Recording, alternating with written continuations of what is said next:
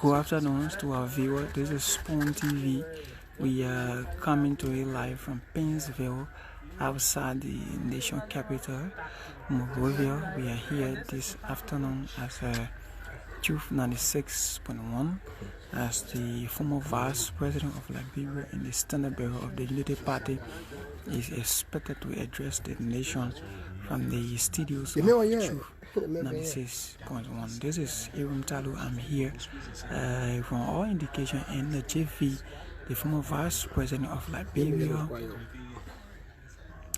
Joseph Newman Boakai, will be here to address the nation. So, wherever you are, however you are following, keep following Spoon TV, keep sharing the live. And this is the seat of the former Vice President.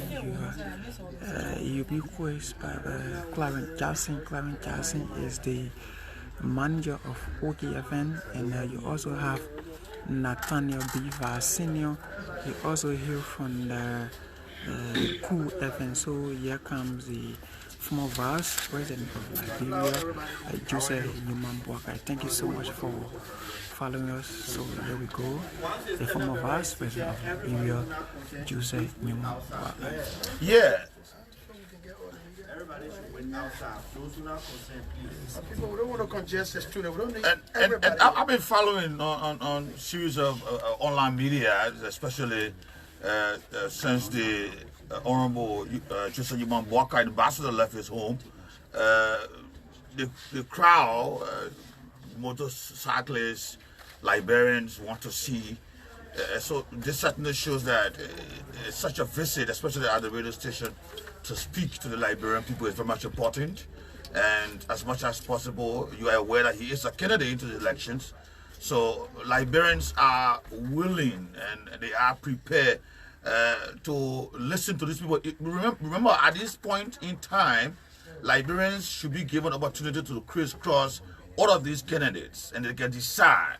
And these are independent decisions. So Liberians should be given opportunity that they can exercise this constitutional right, that they can be able to know their candidates, and on October 10th they can go to the polls and make an independent decision. They will say somebody told them. They will say, this is what I did, this is what I wanted to do because this is my country. This is just what I'm seeing, especially before the arrival of Honorable Boakai.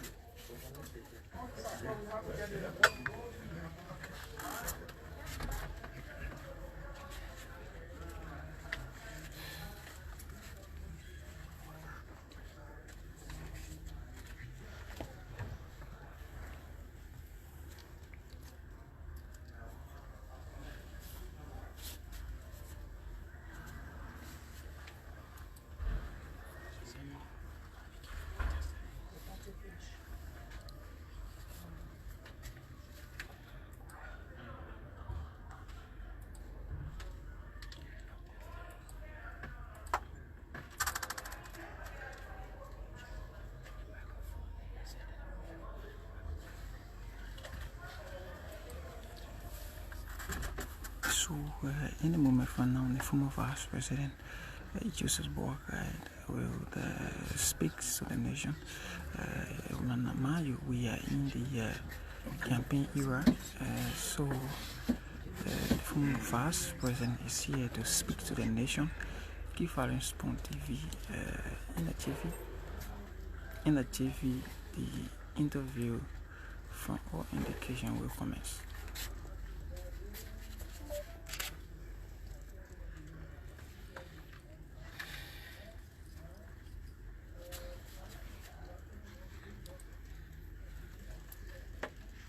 Thank you, Chris. Thank you. It's a pleasure to be here, and it is for me an opportunity to at least interact with the former Vice President for the very first time.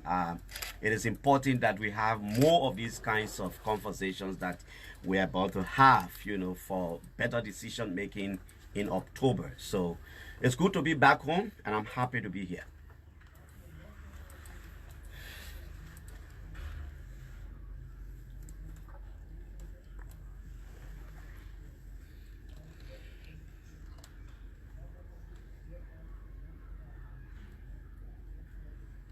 Yeah, thank you. And it's a great honor to be on this great platform, especially with other media colleagues from across Liberia.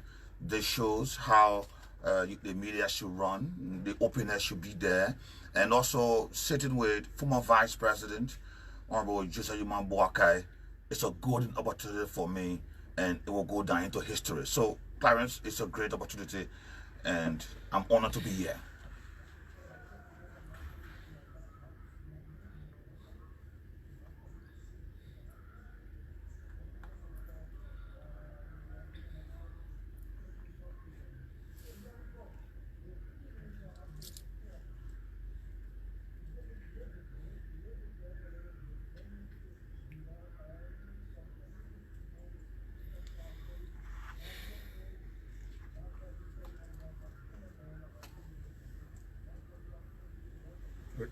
Good afternoon, and thank you for inviting me. When it comes to telling what I know, I'm always reluctant.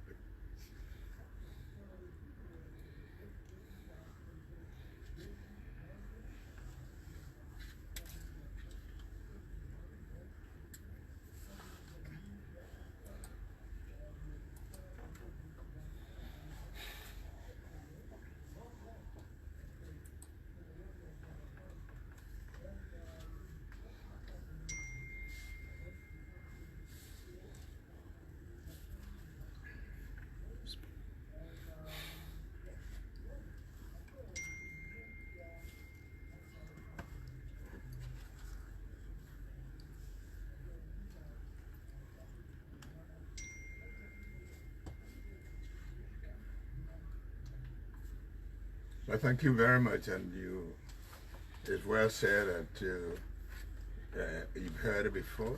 Maybe you want to hear more of it but I was born in Wasanga. My mother had 5 children, 5 boys.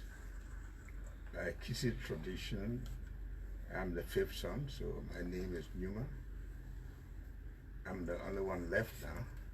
That means there was one after me who was gone.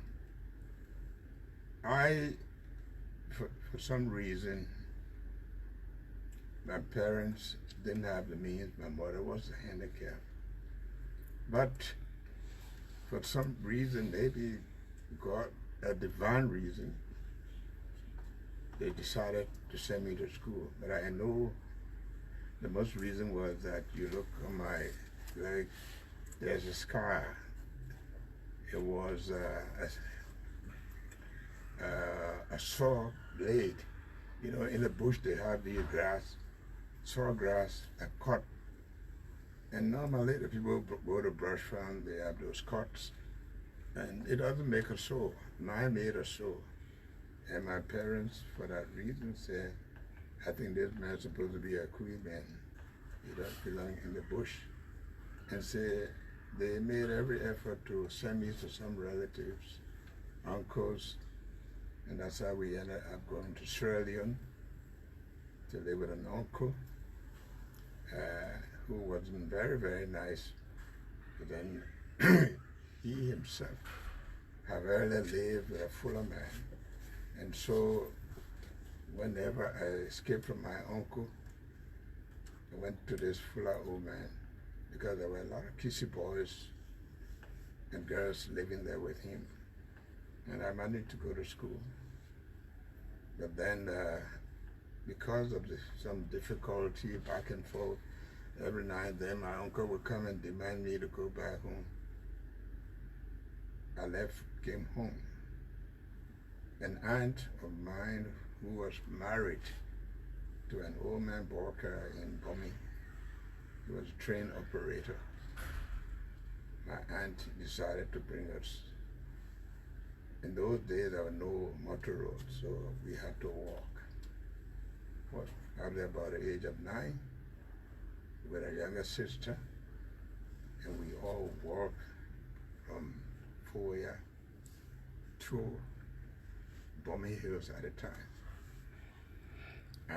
I cannot even tell you how long, because I didn't know. We just slept anywhere, everywhere. all through the forest, all through the forest. Spent days and weeks. We finally arrived.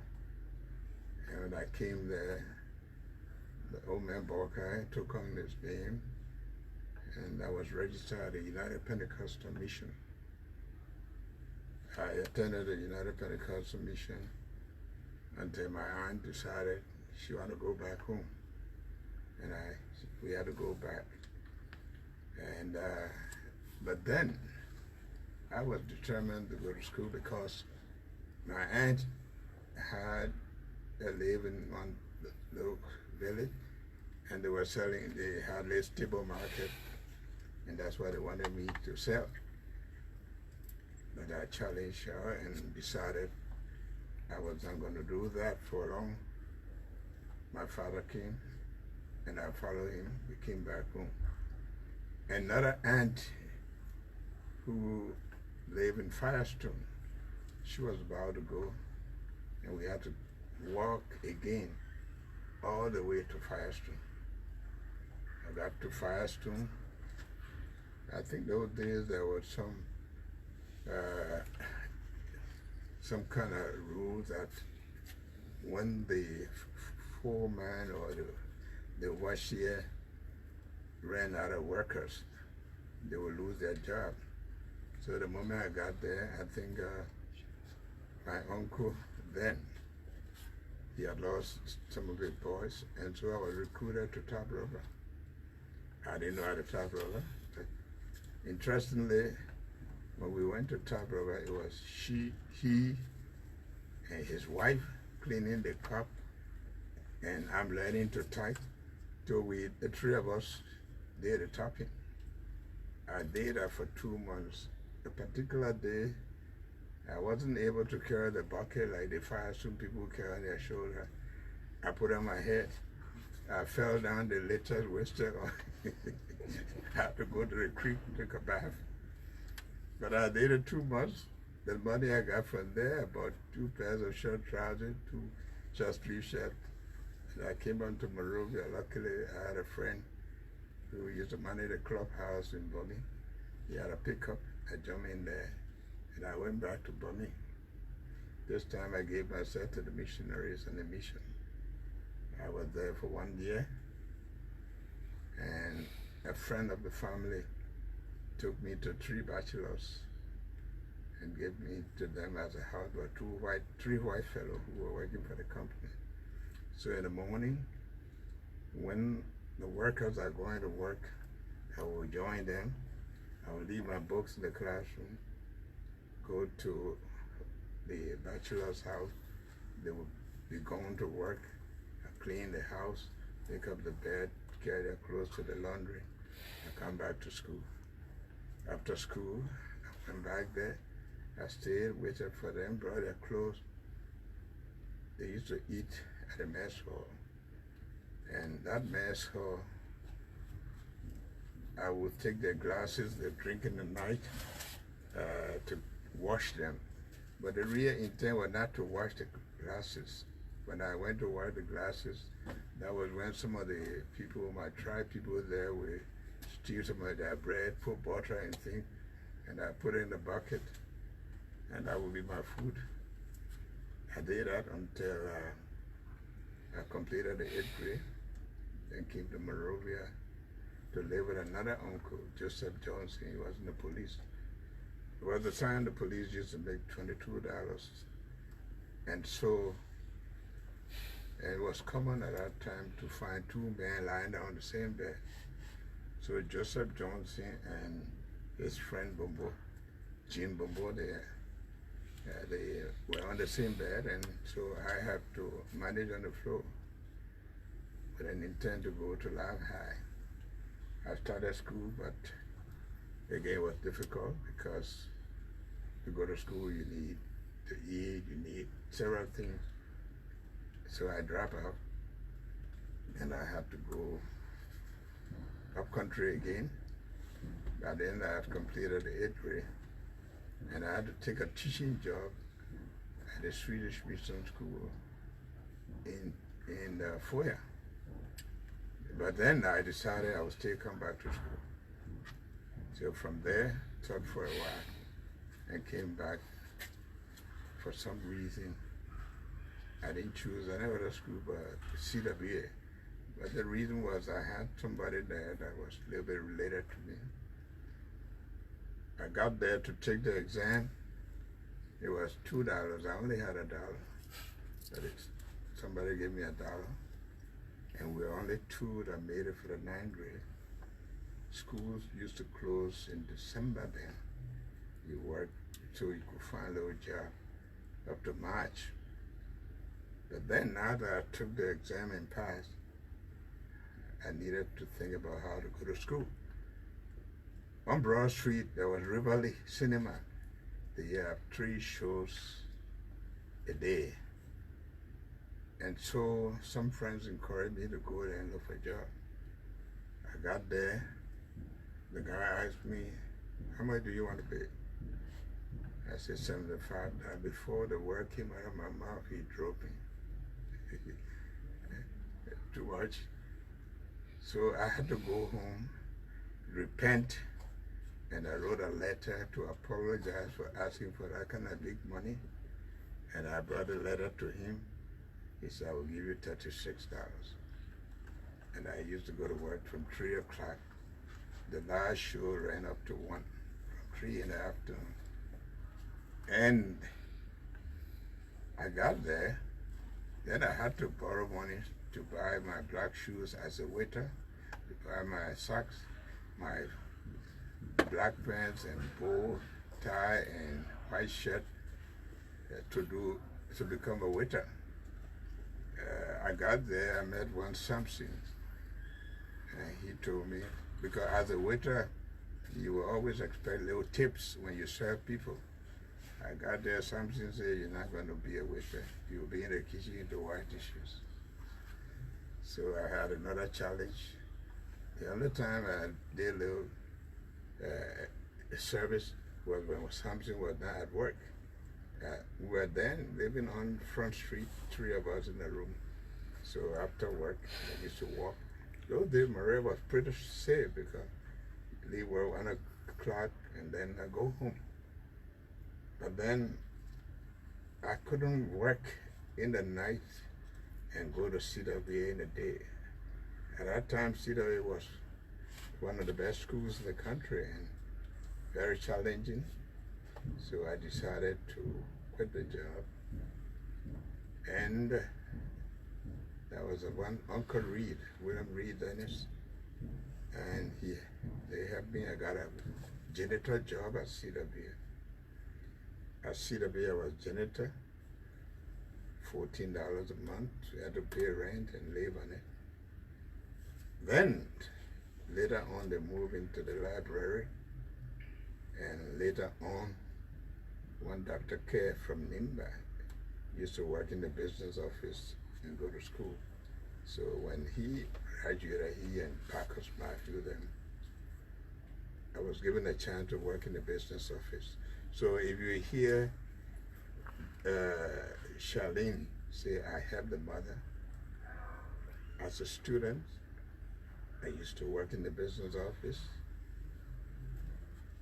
Yes, the mother was there, Esther Barclay. We all, the former Chief Justice Gloria Scott, all of them. So I was there, I was in the business office, selling uniforms to students, selling books to students, and we all were attending classes. So in the morning, I'd come, open the business office, collect tuition, do this, we go to class. Oreo. In fact, by the way, we used to buy from Aurelius Weeks. He even asked me to work for him because the way we were working at CWA, he got impressed. Oreo, we used to buy the uniform, selling. So all of these people, whether it's Nye Baker, Siwa Cooper, I sold uniform to them as students. We all went to class. But at CWA, later on, I went as a chaplain of the class. Then from there, senior senator. At that time, we used to have 2 senators per class. And I went again to be president of the junior class. when we got in the 12th grade, I was elected as president of the College of West Africa Student Government. From there, yes, I went up. Then also at the boys' dorm, I was the head of the boys' dorm. Honorable Francis Coppin, who is now, who is the uncle to Snow. He was my deputy. But because I knew who I was and what I was about, my social life was very poor. I didn't go out. I lived at the dorm, especially when Mr. Dennis allowed me to move to the dorm on half scholarship. One thing I did, the day I went on the dorm, I knelt down. I said, God, if I ever leave school again for any reason, I will never come back. And I think from that day, God had never stopped to bless me. So I attended CWA. I stayed there. I was at the university, attending CWA, doing the same thing. Go to school, come back, do the same thing. I became assistant dean of boys when I started going to LU, and I was still working. I remained there until I got in the senior class at the university. Then Mr. Minor asked me to go to LPMC. From LPMC there to LPMC Lofa, and from Lofa I became the first Liberian managing director. Then from there I became Minister of Agriculture. Then later on, Ellen and others asked me, not the way people were running about. I never went to anybody to be vice president. It was Clavender Parker, Situma, the late Victor Lamy, Cotimay, Lavela. They asked me, they encouraged me to be Ellen's running mate. I had actually wanted to be senator in Lofa. So I became vice president. When we went to Sakripe, I was overwhelmingly endorsed, and I became vice president. So for me, job is to go work, do what you do, and you leave and go to something else. And so I worked all through my life from childhood. I worked for everything I am, and God has made it possible to do all of those things. And I can tell you, I work all my life. There's not a time I told anybody, if I do this, what would I get? I don't care. I live on what I do. As managing director of LPMC, I told my wife strictly, you don't even go there to go borrow pickup. Because if I am making the highest money, and you go there and borrow pickup, what happened to the other people who are working there, who are away? So I worked, and I worked with the honesty, and when I quit the job, I quit the job. And so you can go and check all behind me. I am not associated with taking government money, corruption. It's not part of me. But I've never stopped being blessed. That's one of those things. So that's my early life, and that's much of the detail. So I sit here, and people ask me, oh, why are your children so tall? I say, well, I never had breakfast to go to school. They never went hungry. I never drank milk. They drank milk. I broke wood. They never did. I never rode to school. They never walked to school. And so there's a big difference between us, because I got first, self-read, and that's the Joe Boakai. Okay, Chris, before you go further, when the former vice president was explaining between Watsanga in Lofa and up to Bomi Hill, I hope I got you rightly. I mean, originally, are you a Boakai, or I mean, you live with a Boakai? Boakai. Come again? My aunt's husband was Boakai. And traditionally, when you live with people, they expect you to adapt the name. So what's the name of your father? My father's name was Bunda Tamba. Bono Tama. Okay. So you hear Tamba, they call him Tantan. Bunda Tamba Yamba. Okay. Tamba Yamba, my grandfather played some special music for the Polo Society. And to dance, for the dancer there, they wear some skirt. In Kisi, they call it Yamba. And because he was that drummer, my father was the teacher for the for the dancers. He wore the Yamba, and so they call it Tamba Yamba, and that's the name. Okay. So if I were to have used my father's name, my name would be either Joseph Yamba, but Tamba Yamba. And I live with a Boakai, and so I'm a Boakai today. And let me come in. Through your sojourn, education, your acquiring education was very tough. Especially, like you just mentioned, going to school without breakfast. Is there any special lesson the young people, our generation, can learn, or we want to teach them from your story, educational wise? Well, the only thing about it is that people must know that going through life is not an easy task. If you're fortunate to be born with a silver spoon, fine. But you must always know that God brought us to this earth. If you want to be somebody, you have to work hard. If you're not born rich, you got to. I went to see the bill. I used to stand there and see students park cars, those days American cars, and I would wonder, I said, you mean this car which for this young man or this young lady, and nobody would ask for it. But there were those who were born fortunate.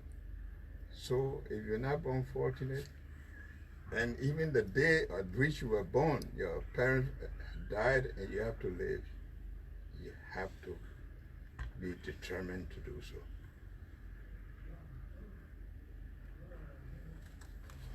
Mm-hmm.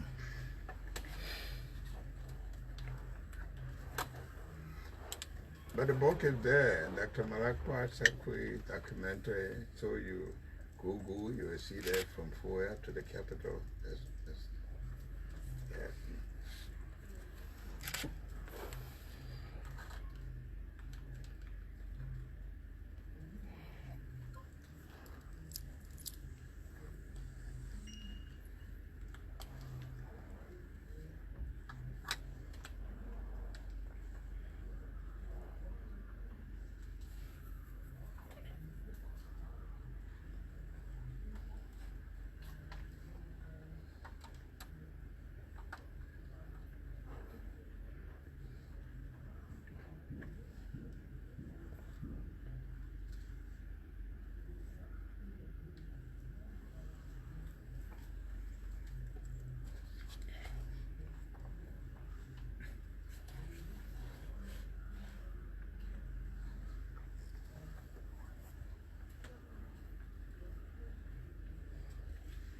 Well, I was in a very difficult election, but I was provided resources.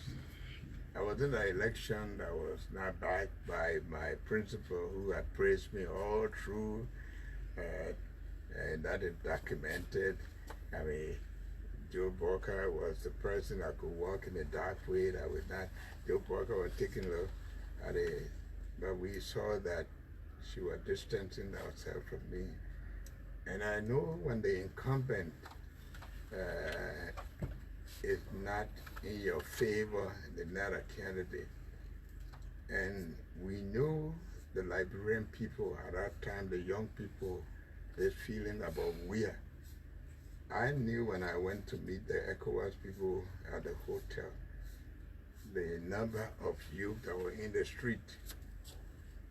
And for me, Liberia was more important. I know Dr. Connor, who was with me, they sat there when I was going to deliver the speech. Oh, you can't do that, you can't surrender. I said, Jesus, Pilate asks the Jews, who do I deliver to you, Jesus or Barabbas? I said they chose Barabbas. So let them take Barabbas. Today, nobody have to tell you who we have. Because Liberians, they wanted to be convinced. I think we always, and I'm happy that we're doing this kind of thing. We always want to buy pig in the bag. They don't care whether they know about you. They just fall in love with you. But you're talking about a country. And I didn't want people, because Mr. Ure told me we can put 15,000 people in the street. But I wasn't going to put 15,000 people in the street to kill people, because people were armed. We heard at Coca-Cola factory, they were there waiting. Was I going to allow people to destroy this country, kill people because of me? No. Let them see it. And believe you me, if I had taken that country at that time, I wouldn't be living. Because even if you are poor, go in the street, the people will say, we are going to put diamond. So God said, let them see it. I think by now they will be convinced that the decision they made at the time, whether it was the right decision or not.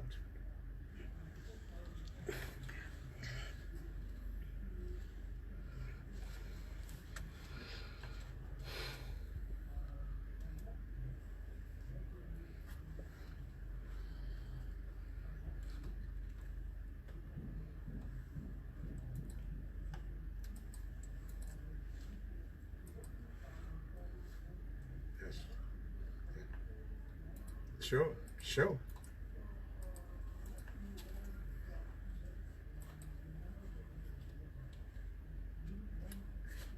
I felt cheated. I felt that there were a lot of violations that were documented. But so be it. I mean, that is part of history. I didn't want to go into that. Then at that time, that was the feeling of the young people at the time. And we didn't want to work against that, so we said, let it be so that history would judge us. Mr. Boakai, you served a lot of privileged positions in the country. LPRC, LPMC Managing Director, Minister of Agriculture, Vice President of Liberia. Why a Boakai for president? Why Boakai what? Why a Boakai for president? Well, you know, I have a feeling for this country. 196 years. Who are we? What are we known to be? And I believe, yes, maybe people might take offense to it, but I believe this country is looking for leadership. We talk about taking position, ruling, and being president. I'm not looking for president. I am here to provide leadership for this country that will make this country become the country it's supposed to be. And I believe if I haven't done that, I haven't done the service for which God wants for me to serve. And I can show you my leadership will produce the kind of leadership that will make this country what it's supposed to be. Honorable Boakai, following back from 2017, you said love Liberia, think Liberia, build Liberia. Now, with series of interviews you've been having, this where arrest is coming up. What is it all about? You know, to tell you, I live and think about our country. I would have been out of this country. I chose to be here. Maybe God wants for me to be here. Okay. This is a very good country, a country full of opportunities. I was served in prominent positions. And so I got up one night and had some of the things that I think about Liberia. I've written some poems on it. They're all with me. And I thought that if we think about something and you love something, you will contribute to it. So I penned that, and it happened to be that in 2015, when I made my Christmas card to the nation, I said in the card, Liberia is 168 years old. Let's ask ourselves, are we where we should be? Are we satisfied with where we are? From now on, think Liberia, love Liberia. That means if we begin to think about Liberia, loving them, we will build it, not only for ourselves, but for posterity. This year, we're going to make a decision as to what are the things, what are the first things that we could do to impact this country. And I started with the acronym ARREST, A-R-E-S-T. I believe agriculture. I believe roads that are very crucial, important to development in agriculture, education, sanitation, which is very much related to health, and tourism.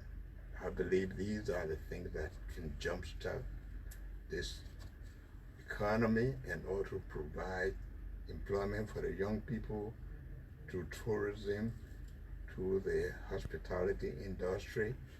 If we have good roads, they will relate to health, because roads, better roads can lead to good hospitals, better roads can lead to food production, they can bring down the prices of goods. Most of the prices of goods that people pay because of where the food moving from one point to the other.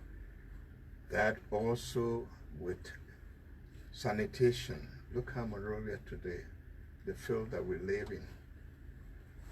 We are not in position to provide curative medicine, but with good sanitation, our people can start to live healthy life, and then we can provide good education, because if you don't have good road, you ask somebody to go to Vanyama right now to go supervise school, they will sit right here and write a report because of the road condition.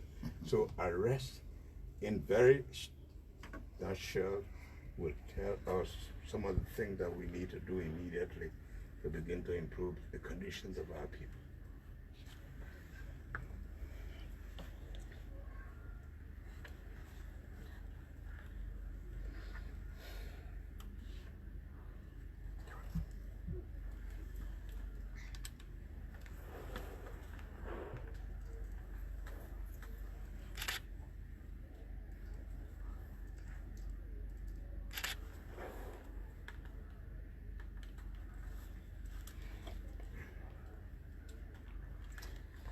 Very well.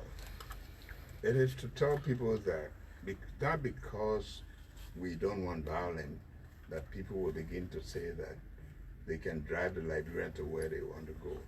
Nobody, of course, I can still say that nobody has monopoly on violence. It means that we are peaceful, not because we don't know how to be violent. We are peaceful because we believe that's the best way to go. If we had surrendered at that time, we did it so for the interest of this country. But if people begin to believe that you can do anything in this country and you have monopoly to violence, you're making a mistake. So it is not to encourage violence, it's to tell people that all of us should be mindful that we don't have monopoly on violence. Okay, Mr. Boakai. Chris, you want to come in? Okay, go ahead. Go ahead.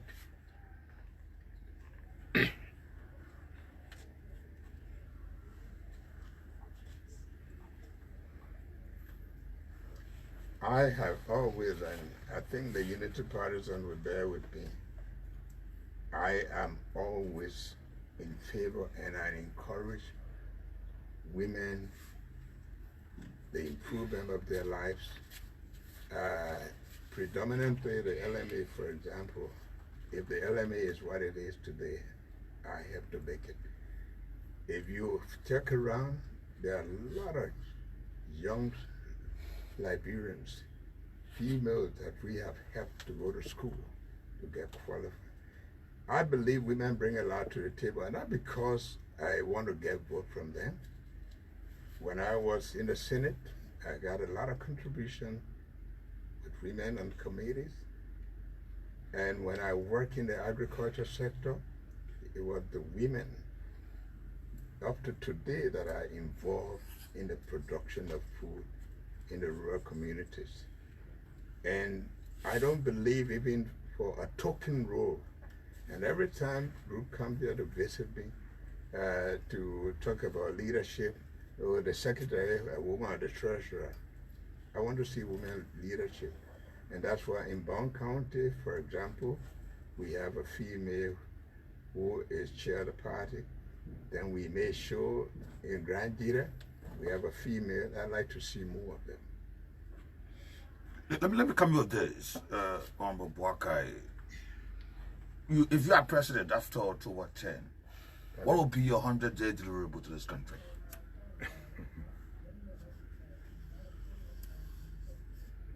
Yeah, I'd say.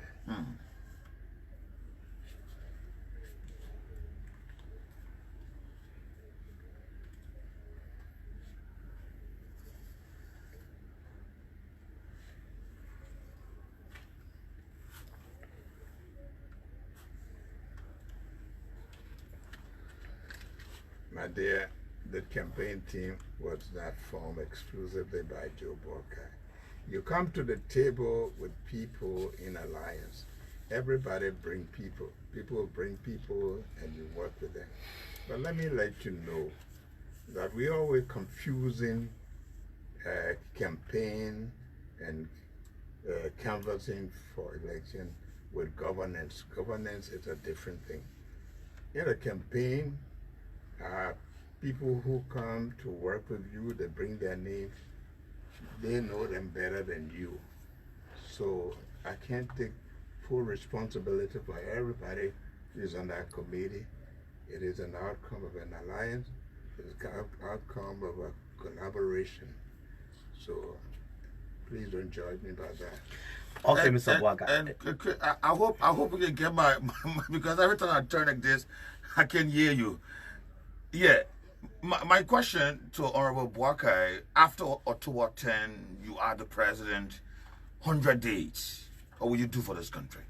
One of the problems I've seen in this country is, first and foremost, the difficulty in people even accessing their own town, the major. Right now, I don't go to Lofa because of the road condition. To the southeast, people are having difficulties. And one of the things that contribute to good health, to the price of goods and commodities, is the road condition. And I have said, among other things, that doesn't mean that you're just going to concentrate on that. That people should have access to their county. The major route, like going to the south, like going to Lofa, that in 100 days we want to make sure that everybody can move in and out of those counties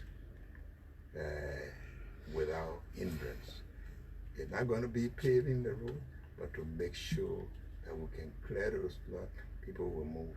Today I want to go to Lofa, I can't go, this is rainy season. And in the 100 days, of course, you're going to make sure that we start dealing with a cleanup campaign.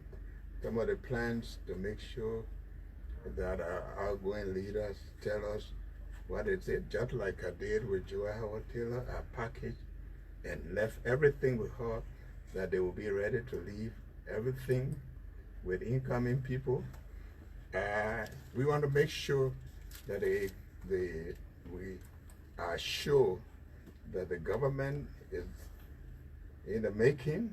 We want to make sure that many other things that will be things to do to start putting the house in order will be there. But I make specific reference to people reaching out, being able to move on the road, because That's the difficulty you have everywhere, and we want to remove that difficulty.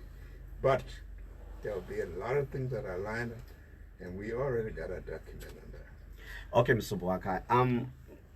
Every time you talk, you seem to be so passionate about roads, connectivity across the country. You serve as vice president for 12 years, and our constitution provides that the vice president is the president of the Senate. I mean, how come you were not able to influence the Liberian Senate so well so that, you know, every time investment and investor came in the country, roads were prioritized? Well, you know very well, I'm glad you asked this question. The Liberian Senate is the Liberian Senate. The president presiding officer is not a senator. The Senate meets and discusses. Now, all the things that people talk about, why you didn't do this. Firstly, I'm vice president. I assist the president. So most of the time, I go on errands that the president doesn't go to. But apart from that, the reason you have a president of the Senate is to preside so that the pro temp himself or herself, who is a senator, will go and debate. And so you are not there to influence their discussion. You are not there. And every document they prove, you only attest whether you like it or not. The senators are the senators. They are the ones who decide for the Senate. It's not the president of the Senate. They say there in a very convenient way that you participate only when there is a tie. We never had a tie. The president of the Senate of the United States is helpful to their parties when they come for a tie, but she is not the one who debate. She is not the one who decides the budget. Even myself, my budget is decided by those people. For one example, in fact, Senator Johnson was telling me one time they brought my budget, it was so lean, and they wanted to increase it. I said, no. It came from the executive, let it be so. So the president of the Senate and Joe Howard Taylor knows it very well. Let me ask you, were they asking for something in order to increase Well, I don't go into that, but okay. I wasn't interested. The budget, I was part of the executive. They brought it from there. If they didn't have the consideration to give me what I should have, I was not going to get the Senate involved. These are some of the things that bring about confusions. But the president of the Senate, presiding officer of the Senate, you work with the Senate. The Senate decides. What they decide, you just attest to it. Does that also mean that, you know, because I know as vice president, you represent the country at different levels internationally, you sit with the president and you have conversation with the president. Does that mean also that you were not able to convince the former president to see the construction of roads in the country as a priority for your government? I'm glad you said that. And I think one day, maybe Kesley will tell you, I have said to the president at some point in time, Madam President, can we put 5 cents on every gallon of petroleum product that comes to this country for road maintenance? The president is the president. You advise them, they want to ticket a ticket. It was not until 5 years after, when Judah Moore, there were these the youth that used to advise us, they made a report on the road connections within West Africa. And they said Liberia is the only country that doesn't have funds to maintain roads. Madam President, and luckily that day, Kesley was there with me. I had taken him, Madam President, Anthony Kesley. Madam President, can we please put 5 cents on every gallon of petrol product that come here as amount to have road maintenance? The president looked at me. I said, I told you that 5 years ago. The president is the president. You gave them advice, they take what they want to take. You don't force them into it. the road, you think I would have been vice president and I wouldn't have road going to Lufa if I had the power to do it? That I wouldn't want to go home. I have a farm there, I can't reach there. The presidential decisions are presidential decisions. To go to do the groundbreaking for my own road, did the president carry Weah and Joel Howard Taylor there? Did I have anything to do with that? You must know vice president have limitations. The vice president presides. The vice president assists. That's all. Joel Howard Taylor should tell me how much you've been able to influence Weah to do things now. Okay, yeah. I want to come in. Honorable Boakai, in 2017, that is in 1997, you said something, and I want to read it exactly what you wrote. I'm asking this question: how are you going to deal with electoral fraud if there will be any this election? You said, "I have a mission. My foremost concern is to ensure that the lost image of Liberia is restored. I cannot entrust this responsibility to anyone else. This time, how are you going to treat electoral fraud in this election?" Well, we're in a process. Our job is to make sure we do what we're supposed to do as a party in opposition, and we are doing that. We want to make sure, and I have to believe that the NEC, all of us who work in whichever way, we are responsible for what happens in this country. You can be with the NEC, you can be with the judiciary, with the legislature. You must understand that your responsibilities to this country. So we are hoping that the NEC will know that they are serving this country, that the judiciary will know they are serving this country, and that we all ensure that after we have gone and canvassed and made sure we won the hearts of people, that the elections will be free, fair, transparent, and credible. If that doesn't happen, I don't think the Liberians would like to say that the election was stolen from them. And we believe that the people who are there, they too love this country, to make sure that the election goes to the winner. We're not afraid of people winning. We want to make sure that it's done credibly.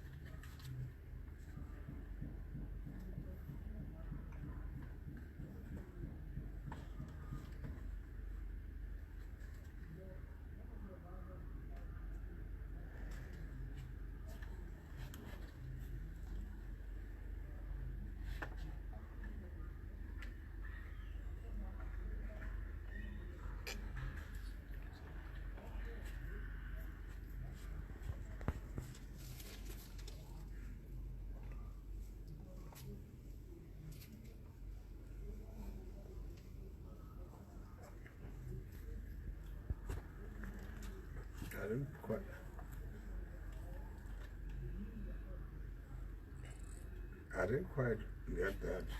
But I didn't quite get that.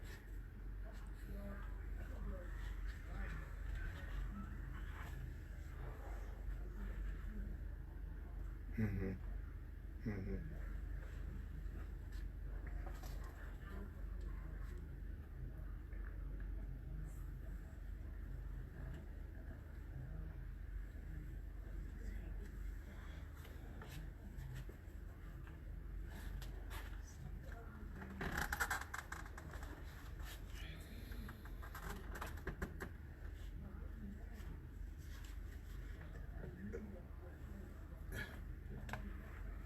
Well, you know, I think, let's be honest with ourselves.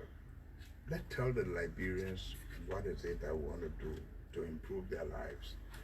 let's tell the young people what future they will have in our leadership. Let's tell the women how we can protect their rights. The idea of wishing somebody to die is so defeating, because you want somebody to die so that you can take it. That's not the point. The point here is Mr. Weir has served for 6 years. He has now made himself known to the people. He has shown them first. They bundled him up and brought it to the Liberians. Today the Liberians know him. So suggesting my death and being in the coffin and seeing me everywhere, that's left to him. This campaign, we intend to be very, very decent. Let's tell the Liberians what we want to do for them to improve their life. So whatever you do in a campaign, you either boost your own image or you work against it. That's left with him. Okay. Mr. Boakai, thank you. You said in 2016 or sometimes in 2017, during the heat of the campaign period, that you, meaning at that time, your government, the Unity Party, squandered some of its opportunities. Your critics say that statement was part of your effort to shy away from some of the failures of your government and something that you were just ungrateful to the government you serve. How do you respond? Well, you know, I am for the fight. I know our government did well. We built roads, we did a lot of good things. But I'm saying that we could have done better. We could have done a lot better. With the first female president of Africa, she was the darling of the world. Whatever you do in life, you have good, better, and best. You have to admit, and the president herself will be the first to admit, that there were a lot of things we could have accomplished that we didn't accomplish. And there were opportunities. One of those opportunities I talk about is that we pay tuitions for students, for young people coming out of the war. We had been aggressive enough to put into place good vocational training, good programs. Would have dislodged most of those young people that followed. Would have made them better youth for today.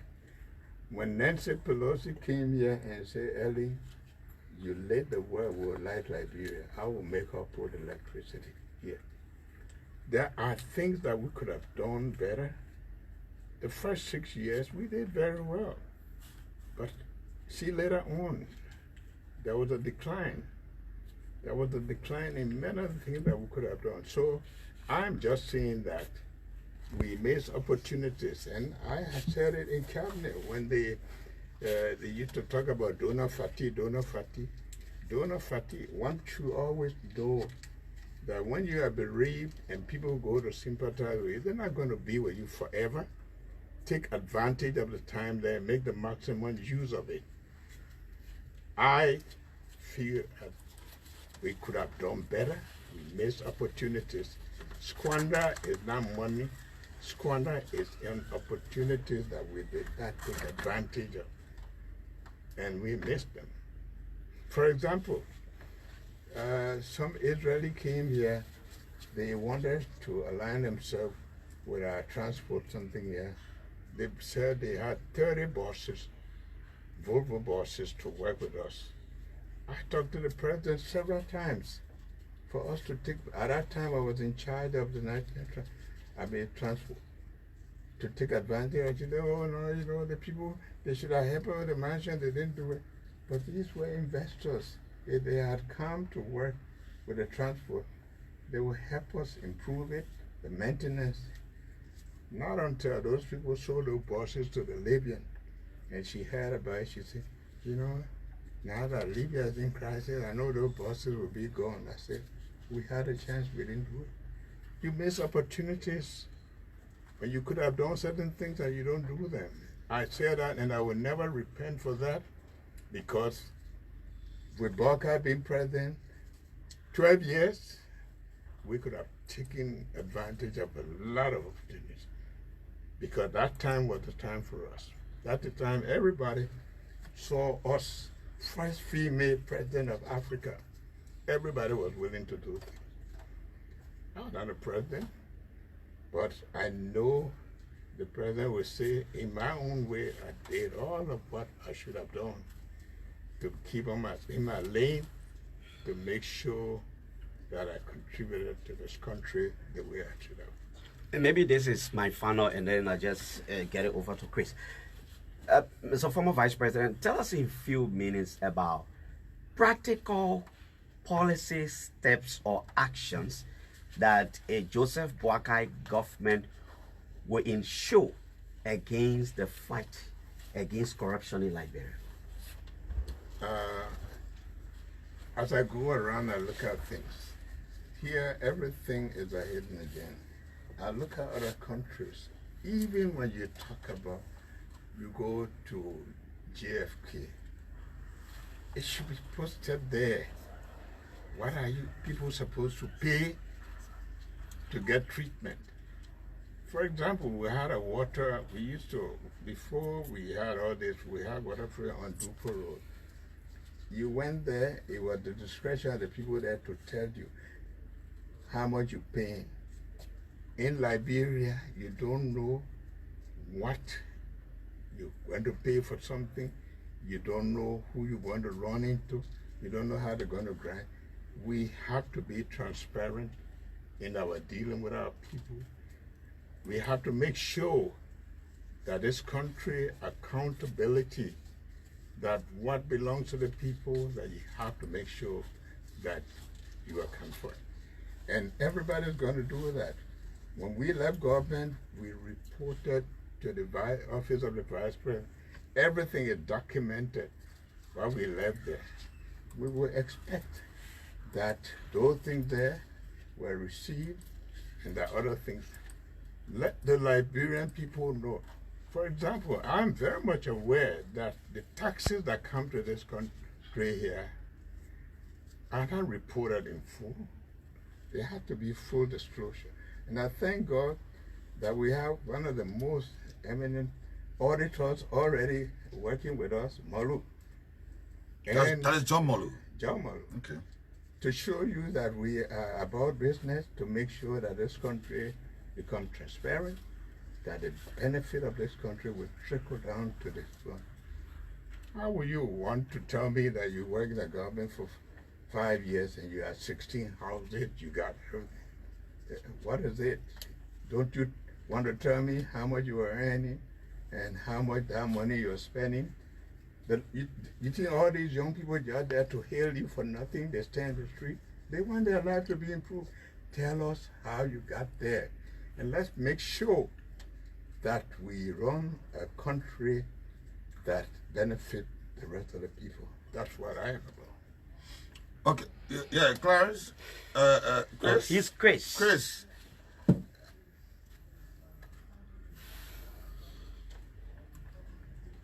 Okay.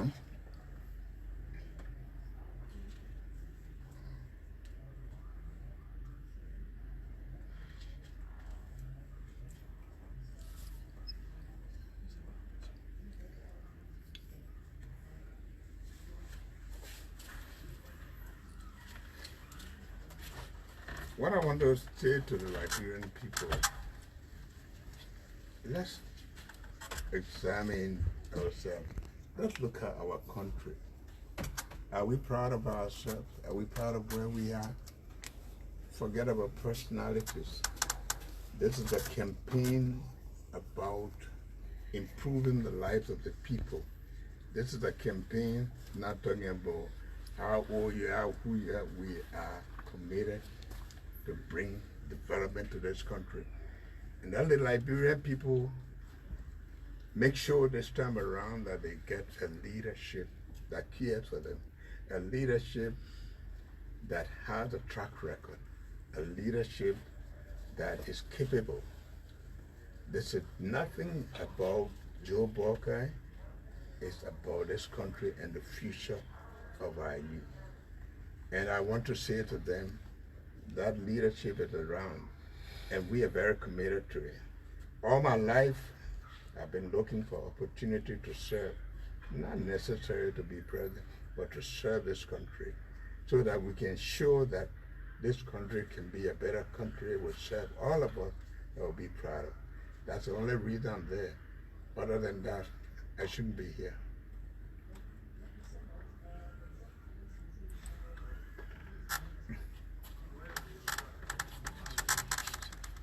I think 176. 176. 176, yes, somebody wrote. Maybe a slip of time, but it's 176. I'm not going to say that we have taken 27 million people out of poverty in a country that have 5 million people.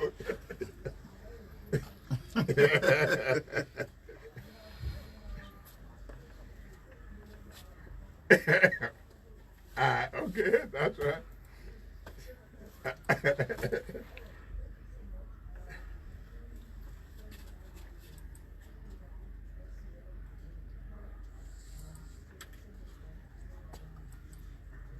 Believe you me, I'm always happy to make the Liberians know what I have in my mind. And so I'm very much grateful to you for the work you do.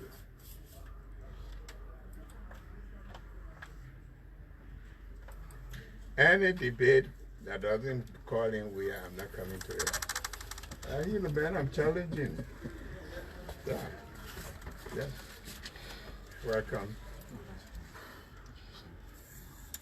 Okay, let me say thank you, Chris, Clarence. Let me say thanks to Honorable Boakai. Is a history-making moment for the Liberian people to gain where they can listen to their leaders. So I'd love to say, Liberians, please decide, check whosoever, 20 candidates, decide, and so that come up to what 10 you can make a decision. Chris, let me say it's a wonderful moment for me, be on the platform. Thank you always, and let us do this together. Well, Chris, thank you. Thank you. It's always good to be here. I look forward to extending an invitation to the former Vice President for appearance on the OK Morning Rush. But I thought this was wonderful, and I hope we'll have more of these kinds of opportunities. It's always good to be at Truth FM. Thank you. Thank you so much. So to our viewer, thank you so much for following Spoon TV. You just listened to former Vice President Joseph Boakai. But press freedom is going to prevail in this country. We have to make sure that people know what we are doing and how we're doing it for them. Nobody will stop that.